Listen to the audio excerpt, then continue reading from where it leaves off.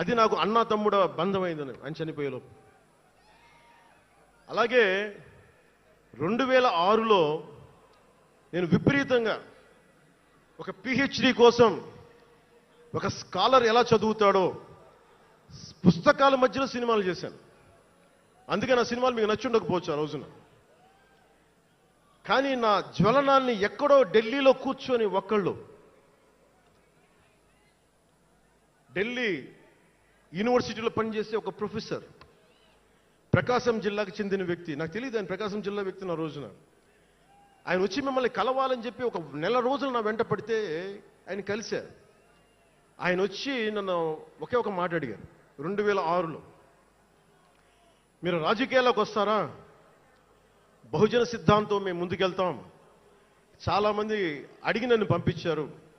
మీరు సంసిద్ధం అంటే నేను మాట్లాడతాను, నేను కదుపుతానంటే ఆ రోజున నాకు ఇంకా మెచ్యూరిటీ లేదు. ఒక కుటుంబాన్ని నడపడానికే చాలా శ్రమ పడాలి. ఒక కుటుంబాన్ని ఏకతాటిపైన తీసుకురావాలంటే నేను కష్టపడాలి. ఒక సినిమా చేయాలంటే నేను ఇంత కష్టపడాలి. ఇన్ని కోట్ల మందికి సంబంధించిన జీవితాన్ని ఒక భావంతో కట్టిపడేయాలంటే నాకు ఇంకా అంత మెచ్యూరిటీ లేదు. మెచ్యూరిటీ వచ్చిన రోజున మీకు తెలియజేస్తానని చెప్పాను. ఆ వ్యక్తి అప్పటి నుంచి ఇప్పటిదాకా అరుదుగా అప్పుడప్పుడు కలుస్తూ ఉంటాను. ఈ రోజున హైదరాబాద్ సెంట్రల్ యూనివర్సిటీ ప్రొఫెసర్, మీలో కొంతమందికి తెలిసి ఉండొచ్చు, ప్రొఫెసర్ శ్రీపతి రాముడు గారికి మనస్ఫూర్తిగా నా ధన్యవాదాలు తెలియజేస్తాను. వారిని వేదికపైకి రమ్మని మనస్ఫూర్తిగా కోరుకుంటా ఉన్నాను. ఎందుకంటే మీరు ఓజీ ఓజీ అని అరుస్తూ ఉంటే నన్ను సినిమాల కంటే కూడా సినిమాల్లో ప్రజలకి పనిచేసే మనిషిని చూశారు ఇలాంటి మేధావులందరూ, పోరాట యోధులందరూ. సో నాకు ఎప్పుడు కూడా ఆయన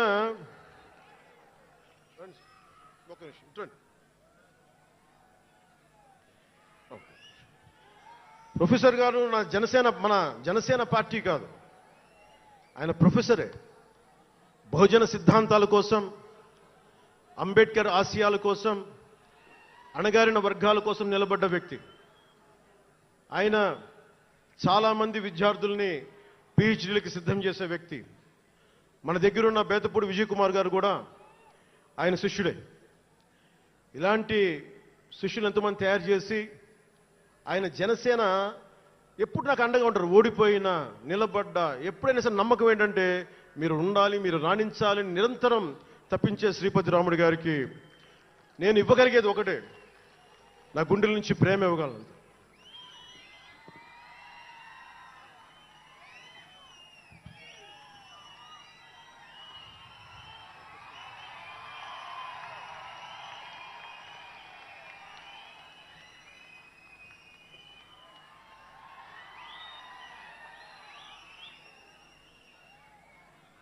కృతజ్ఞత అనేది ఎంత అవసరం, గుర్తింపు ఎంత అవసరం అంటే మనం ఏదో అయినప్పుడు కాదు, ఏవి అవ్వనప్పుడు మనం వెంట నిలబడాల్సింది.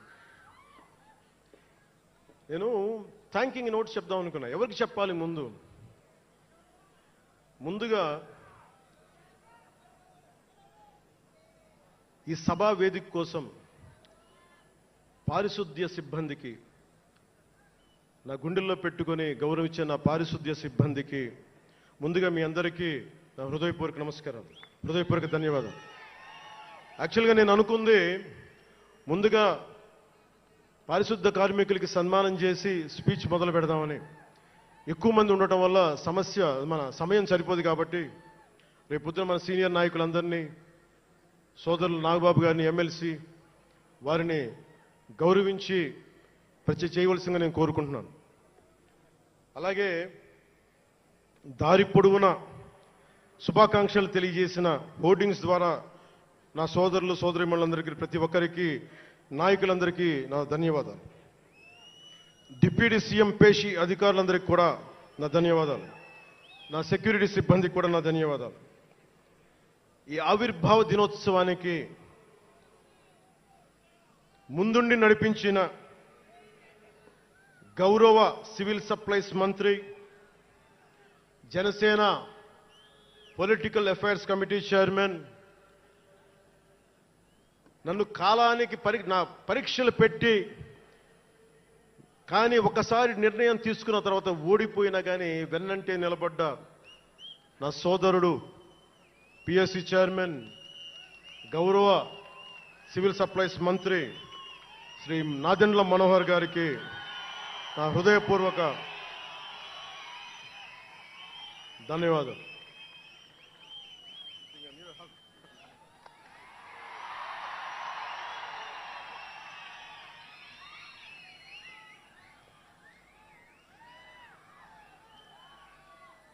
అలాగే 2009 నుండి 10 నుండి ఆయన పాలిటిక్స్లో లేకపోయినా నేనంటే ఇష్టం తోటి ఎప్పుడు నా వెన్నంటే ఉండే హరిప్రసాద్ గారికి ఏం ఆశించాలా, జీతాలు తీసుకోవాలా, జీతభత్యాలు లేవు, ఉన్నంతలోనే అన్నిటికీ పాపాల భైరవుడు ఆయన.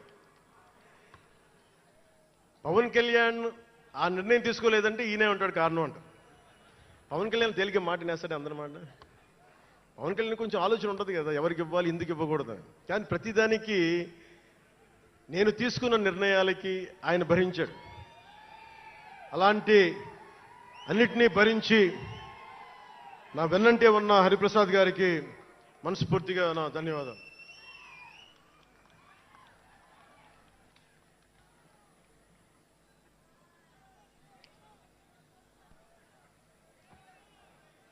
అలాగే అన్ని కమిటీల సభ్యులందరికీ పేరు పేరున, కేకే గారికి, తెగించే గుణమున్న పంచకర్ల సందీప్కి, పోరాటం చేసిన నాయకులందరికీ నా ప్రత్యేక ధన్యవాదాలు. సోషల్ మీడియా సిబ్బందికి, స్టేజ్ కల్చరల్ ఆర్టిస్టులందరికీ, ఫుడ్ సప్లైర్స్ అందరికీ, దాతలకి, డాక్టర్స్ టీమ్కి, ప్రతి ఒక్కరికి నా హృదయపూర్వక నమస్కారాలు. ఇందాక ఆ పైన హెలికాప్టర్లో వస్తుంటే చాలామంది ఫోటోగ్రాఫ్స్ కనిపించినాయి. ముఖ్యంగా తెలుగు సినిమా హీరోలు, సూపర్ స్టార్స్ ఫోటోస్, ప్రభాస్ గారిది, మహేష్ బాబు గారిది, జూనియర్ ఎన్టీఆర్ గారిది, అల్లు అర్జున్ గారిది, సాయి ధరమ్ తేజ్ గారి, నందమూరి అభిమానులు, మెగాస్టార్ చిరంజీవి గారి అభిమానులకి, మెగాస్టార్ తనయులు, గేమ్ చేంజర్ రామ్ చరణ్ గారి అభిమానులు, తెలుగు హీరోయిన్లు, ప్రతి నటుల అందరి హీరోల అభిమానులు, మీ అందరికీ కూడా నా ప్రత్యేక నమస్కారాలు, ధన్యవాదాలు. అలాగే పవన్ కళ్యాణ్ అభిమానులు కూడా నా హృదయపూర్వక నమస్కారం.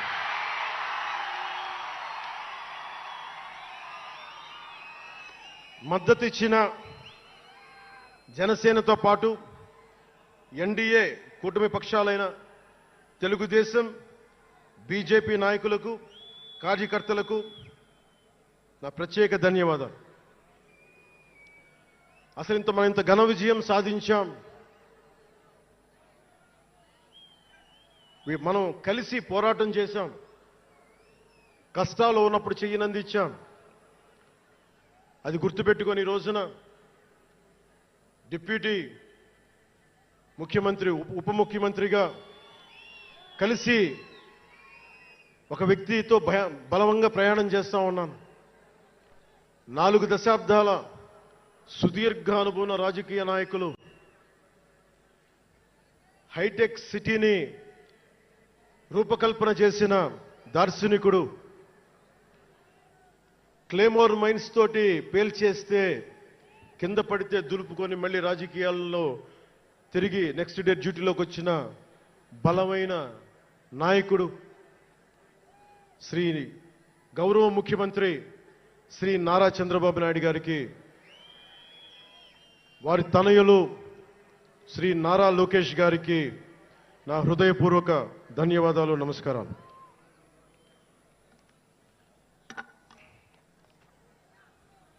ఒకసారి నా నోటి నుంచి 11 సంవత్సరాలు నలిగాం కదా, మన ఎంపీలు మన పేర్లు నా నోటి గుండా చెప్పాలి మీ అందరికీ అని చెప్పడానికి. నాదెండ్ల మనోహర్ గారికి, కందుల దుర్గేష్ గారికి, ఎంపీలు తంగెళ్ల ఉదయ్ శ్రీనివాస్ గారికి, వల్లభనేని బాలశౌరి గారికి, కొణిదెల నాగబాబు గారికి, హరిప్రసాద్ గారికి, నిమ్మక జయకృష్ణ గారికి, లోకం మాధవ గారికి, కొనతాల రామకృష్ణ గారికి, పంచకల్ల రమేష్ బాబు గారికి, సుందరపు విజయ్ కుమార్ గారికి, చనిపోయిన వంశీకృష్ణ యాదవ్ గారికి, పంతం నానాజీ గారికి, బత్తుల బలరామకృష్ణ గారికి, శ్రీ దేవివర ప్రసాద్ గారికి, గిడ్డి సత్యనారాయణ గారికి, పులపర్తి ఆంజనేయులు గారికి, బొమ్మిడి నాయకర్ గారికి, బోలిశెట్టి శ్రీనివాస్ గారికి, పొత్సమాత ధర్మరాజు గారికి, చిర్రి బాలరాజు గారికి, మండలి బుద్ధప్రసాద్ గారికి, ఆర్ శ్రీధర్ గారికి, ఆరణి శ్రీనివాసులు గారికి, 2000 పవన్ కళ్యాణ్ మర్చిపోయా, నేను మర్చిపోయినా మీరు మర్చిపోయిన ఎవరు కదా.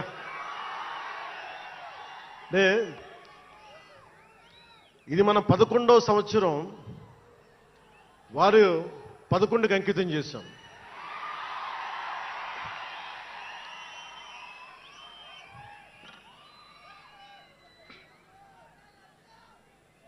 Love you two.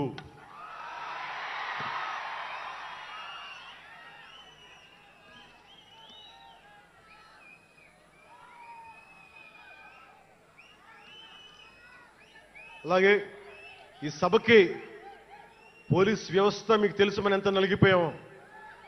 గత 5 ఏళ్లలో మనం ఎంత నలిగిపోయామో మీకు తెలుసు, ఎన్ని ఇబ్బందులు పాలు చేశారో తెలుసు. ఆ రోజు నుంచి కూడా ఈ రోజుకి వరకు నాకు పోలీస్ శాఖ అంటే చాలా గౌరవం. ఎందుకంటే పోలీస్ శాఖకి స్వయం నిర్ణయాలు చేసే హక్కు ఉండదు, డ్యూటీయే ఉంటుంది.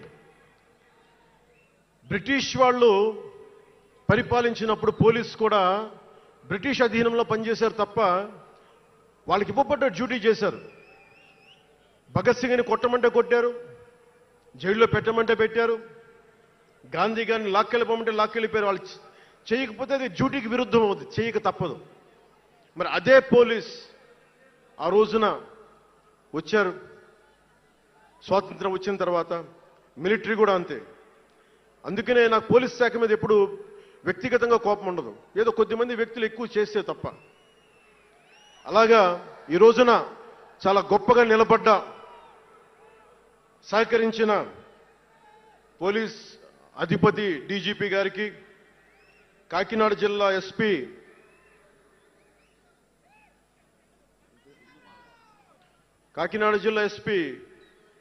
బిందు మాధవ్ గారికి, కలెక్టర్ శ్రీ షణ్మోహన్ గారికి, రెవెన్యూ అధికారులకు, ఇతర పోలీస్ అధికారులకు, మున్సిపల్ అధికారులకు, బందోబస్తు డ్యూటీకి వచ్చి అన్ని జిల్లాల నుంచి వచ్చిన నలిగిపోయి ఎండలో ఉన్న నా కానిస్టేబుల్ సోదరులకు, ప్రతి ఒక్కరికి పేరు పేరున నా హృదయపూర్వక ధన్యవాదాలు, హృదయపూర్వక కృతజ్ఞతలు.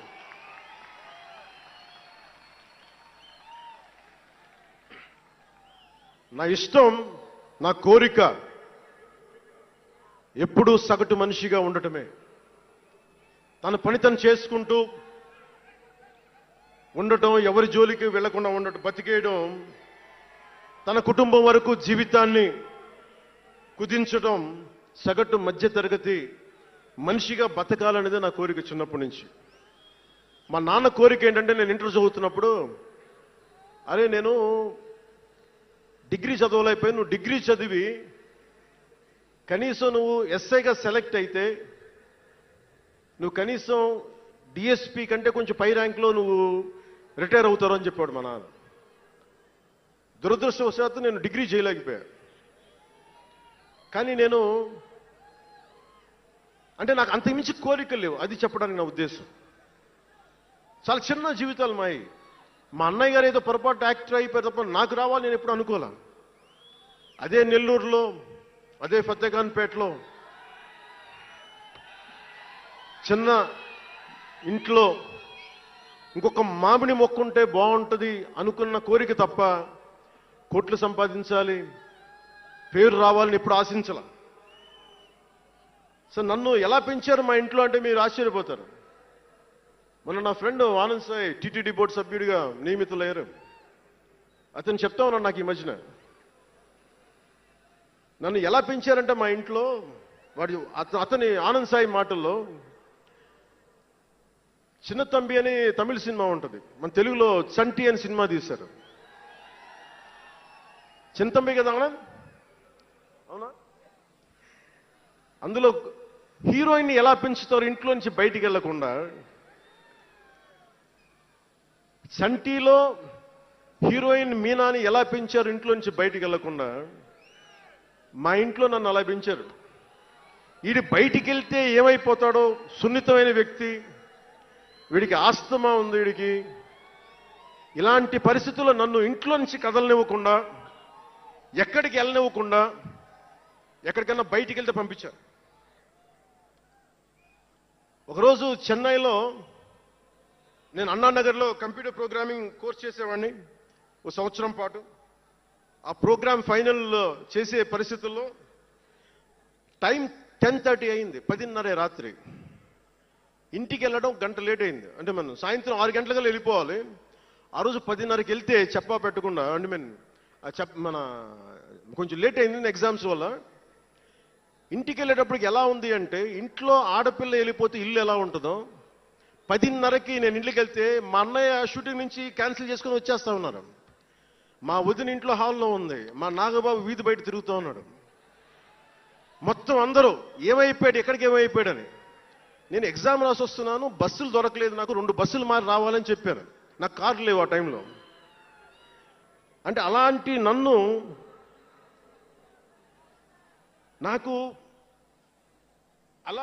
పెంచారు నన్ను. ఇది మా నాగబాబు గారు ఇక్కడే ఉన్నారు, అడగండి, ఆ రోజు గుర్తుండి ఉంటుంది ఆయనకి. అలాంటి నన్ను పాలిటిక్స్ చేస్తానని కానీ, సినిమాల్లోకి వస్తానని కానీ ఎవరు ఊహించలే. ఎందుకంటే నేనే ఊహించలే. పోనీ 18 ఏళ్ల వయసులోనో 20 ఏళ్ల వయసులోనో 10:30కి లేటుగా వచ్చామంటే ఒక అర్థం ఉంటుంది. అక్కడమ్మాయి ఇక్కడ అబ్బాయి, గోకులంలో సీత, సుస్వాగతం, తొలి ప్రేమ చేస్తున్న సమయంలో, మేబీ తొలి ప్రేమ ముందు అటో ఇటో, సంగీత్ థియేటర్లో, హైదరాబాద్ సంగీత్ థియేటర్లో క్లింట్ ఈస్ట్వుడ్ నాకు ఇష్టమైన హీరో, అతను సినిమాకి వెళ్ళా. బ్రిడ్జెస్ ఆఫ్ మాడిసన్ కౌంటీ అని ఒక ఇంగ్లీష్ నవల్ ఆధారంగా తీశారు. అది నాకు ఇస్తుంది ఆ నవల్. సో ఎలా తీశారని చెప్పి నేను షూటింగ్ రిలీజ్ కూడా అయిపోయినట్టుంది తొలి ప్రేమ. నేను నా ఫ్రెండ్ ఆనంద్ సాయిని, హరీష్ పాయిని, ఇంకో 2-3తోటి సెకండ్ షోకి వెళ్ళా. సెకండ్ షోకి వెళ్ళి ఇంటికి వస్తే కింద మా నాన్న, ఇంట్లో పైన రూమ్లో పడుకోవాల్సిన మా నాన్న కింద కుర్చీ వేసుకొని, ఓ నీల్ కమల్ చైర్ వేసుకొని నా కోసం వెయిట్ చేస్తా ఉన్నాడు. ఎక్కడికి రా వెళ్ళామని. షూటింగ్ అన్నాడు. షూటింగ్ అన్నాడు, సినిమాకి వెళ్ళానంటే ఆయన ఎట్లా తిట్టాడంటే నన్ను, నేను చాలా తప్పుడు పనులు చేసేస్తున్నట్టుగా, ఏదో బార్లో కూర్చొని తాగేసినట్టుగా. నేను అప్పటికి కొంచెం గుండె ధైర్యం తెచ్చుకొని చెప్పాను, అక్కడ మా నాన్నంటే భయం, చిన్నప్పుడు చాలా కొట్టేవాడు మా నాన్న మమ్మల్ని. ఆ భయం నన్ను కొట్టింది తక్కువ కానీ మా అన్నయ్యను కొట్టింది ఎక్కువ. సో ఎముడికి మొగుళ్ళలో ప్రసాద్ బాబు ఉంటాడు, చిరంజీవి గారు పక్క వ్యక్తిని కొడితే ఇతను లైన్లోకి వచ్చేస్తాడు, అక్కడ నేను డిసిప్లిన్లోకి వచ్చాను. అట్లాగే వీళ్ళని కొడితే నేను డిసిప్లిన్లోకి వచ్చాను. నాకు ఆయన కొట్టక్కర్లేదు, నేను డిసిప్లిన్గా ఉంటాను. సో నాకు మా నాన్న చూడగానే భయం వేసింది, కొడతాడా గబుక్కున బాగుండదేమో అనుకునేవాడు. నేను చెప్పాను కొంచెం బలం తెచ్చుకొని, 3 సినిమాలు హిట్లు వచ్చినాయి, 4వ సినిమా రిలీజ్ అయ్యి హిట్ అయింది తొలి ప్రేమ. నాన్న నేను హీరో నన్న సంగతి కూడా మర్చిపోకు, నువ్వు అర్థం చేసుకో అని చెప్పాను. ఇంకా ఎక్కువ తిట్టాడు. అంటే మా నాన్న తిట్లు ఎలా ఉన్నాయంటే చెప్పలేను కానీ, ఈ అర్ధరాత్రి అపరాత్రి తిరుగుళ్ళు ఏంట్రా, ఈ సెకండ్ షోలకి వెళ్ళడం ఏంటి, ఏదో హీరో అయ్యావు అయితే అన్ని హెల్ప్ చేసేస్తావా అని తల ఉంచుకొని పైకి వెళ్ళిపోయాడు. అంటే అలాంటి నేను ఇన్ని కోట్ల మందికి సంబంధించిన పాలిటిక్స్ చేయాలంటే భగవంతుడు రాసిన రాత కాకపోతే నేను కోరుకున్నదా కాదు అది. అలాంటి వాతావరణంలో పెరిగిన నేను ఈ సినిమాలు ఏంటో, ఈ పాలిటిక్స్ ఏంటో, పార్టీ పెట్టడం ఏంటో అనుకుంటే అంటే ఇందాక ఎందుకు బయటికి వెళ్ళానంటే ఇవన్నీ ఆలోచిస్తున్నా. ఇదంతా భగవంతుడు మాయ తప్ప నాది కాదు నాకు తెలుసు. అలాంటి జీవితానికి దారి ఏర్పరిచింది, ప్రజా సమస్యలపై నిలబడేలా చేసింది, పార్టీ పెట్టనిచ్చింది నాలోని భావ తీవ్రత. పార్టీ పెట్టనిచ్చింది భావ తీవ్రత. పుస్తక పఠనం, డబ్బులు సంపాదించాక ఖర్చు పెట్టనంటే ఎలా కుదరదో, వద్దనుకున్న ఏదోలా ఖర్చు అయిపోతాయి. అలాగా కొంత జ్ఞానం వచ్చాక, కొంత చదివాక, కొంత చెయ్యగలిగే సత్తా ఉన్నాక నేను ఊరికనే కూర్చుంటాను, నేను ఏమి చెయ్యనంటే జీవితం అలా ఉండనివ్వదు. అలాంటి నన్ను ఏదో సాటర్డే సండే షూటింగ్ ప్రాక్టీస్కి వెళ్ళి మెడ్రాస్ రైఫిల్ క్లబ్లో, మార్నింగ్ లయోలా కాలేజీలో జాగింగ్ చేసుకొని, ఇంటికి వచ్చి పుస్తకాలు చదువుకొని, మా వదినకి ఏదైనా అవసరమైతే పనులు చేసి పెట్టి, ఇలాంటి నేను సగటు మనిషి, మధ్యతరగతి మనిషి, అంతకుమించి వేరే పట్ల. పనగల్ పార్క్ వెళ్ళి కూరగాయలు తీసుకురావడం, వంకాయ ఎంత, తక్కాలి ఎంత, అంటే మన ఉల్లిపాయలు వంకాయలు ఎంత అని ఇట్లాంటివి తీసుకొచ్చేవాడిని. నెల్లూరులో పెద్ద బజారు వచ్చి, మన పెద్ద బజారు చిన్న బజార్కి వెళ్ళి ఇంటికి కావాల్సిన సామాన్లు తీసుకొచ్చేవాడిని. నాకు అంతకుమించి జీవితాన్ని కోరుకోలేదు నేను. అలాంటిది నేను యాక్టర్ అయ్యాను, ఈ రోజున పొలిటికల్ లీడర్ అయ్యాను, దేశమంతా గుర్తించే అయ్యానంటే ఇది ఏది కూడా నేను కోరుకుంది కాదు, నాకు ఇవ్వబడింది. అందుకే నేను కర్మే చేస్తాను, నేను ఫలితం ఆశించను.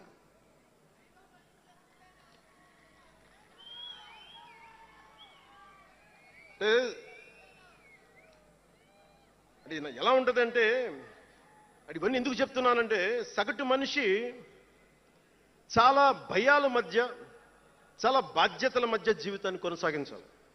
ఒక మాట అంటే ఎక్కువ, ఒక మాట అంటే తక్కువ, చాలా సన్నని గీతల మధ్య బతకాలి. ఒకలాగా చెప్పాలంటే అరిటాకు లాంటి జీవితం. అరిటాకు ఉంది కదా అని జీవితం వడ్డించిన విస్తరు అవ్వదు. చిన్నపాటి ముళ్ళు తగిలినా మొత్తానికి చిరుగుపోతుంది. అలాంటి కోట్లాది సగటు మనుషుల ప్రభావితం చేసే సినిమా కానీ, కోట్లాది మందిని ప్రభావితం చేసే రాజకీయాలు కానీ నాకు చాలా బాధ్యతనిచ్చాయి. సినిమాలో ఎంత చెప్తే మంచిది, ఎంత చెప్తే మంచిది కాదని ఆలోచించి చేసేవాడిని.